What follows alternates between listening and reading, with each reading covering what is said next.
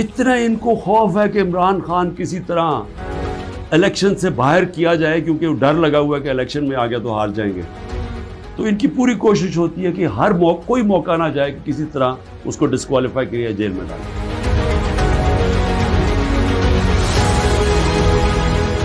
कौम गैरतमंद है, कौम खड़ी हो गई साथ।